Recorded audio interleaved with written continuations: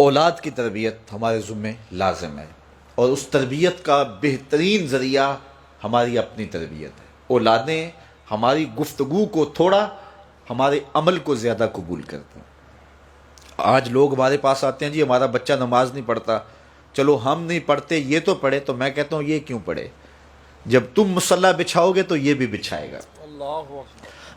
تو ہم نے اپنے عمل سے اپنی اولاد کو جو ہے وہ سیدھا کرنا ہے اور ان کو درست راستے پہ لانا ہے۔ بالخصوص بچے جب چھوٹے ہوتے ہیں اس وقت وہ ماں باپ کی بات کو غور سے سنتے ہیں، انہیں ماں باپ سے بہت زیادہ محتاجی ہوتی ہے، ضرورت مند ہوتے ہیں، اور ماں باپ کی عادات کو کاپی کرتے ہیں، اور عموماً ہم بچوں کو اس عمر میں توجہ نہیں دیتے۔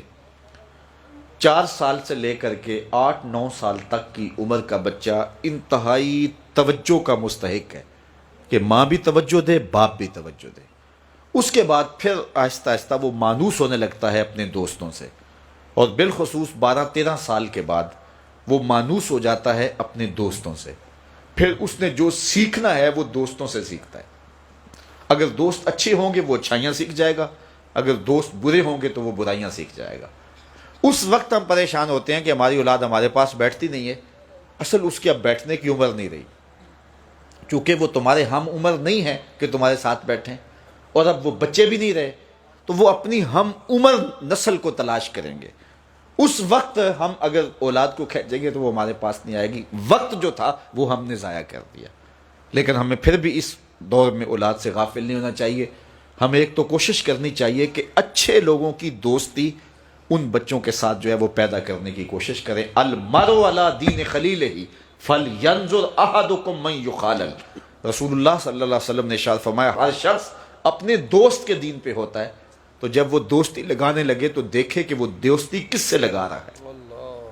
تو جب یہ عمر بچوں کی پہنچ جائے تو اس وقت یہ خیال کیا جائے۔ اور حضرت سیدنا علی المرتضیٰ رضی اللہ تعالی عنہ نے فرمایا کہ 15 سال سے لے کر کے 20 سال تک کی عمر انتہائی اہم عمر ہے، اور اس عمر میں ہی نظریات بنتے ہیں اور خیالات پختہ ہوتے ہیں۔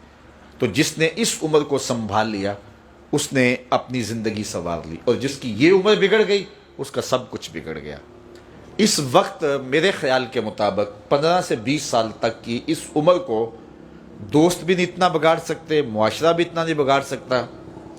اس عمر کو اس وقت سب سے زیادہ جو چیز بگاڑ رہی ہے وہ ہمارا سوشل میڈیا ہے، ہمارا الیکٹرانک میڈیا ہے، اور یہ موبائل جو ہر بچے کے ہاتھ میں آ گیا ہے۔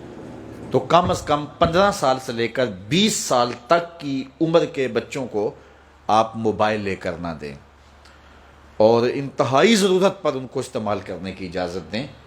باقی ان کو اس عمر کے اندر اگر آپ نے اجازت فراہم کر دی اور وہ آپ کے کہے میں نہ رہے تو یہ ایسی بربادی ہے، ایسی تباہی ہے کہ جس کا ازالہ بعد میں بہت مشکل ممکن ہوگا۔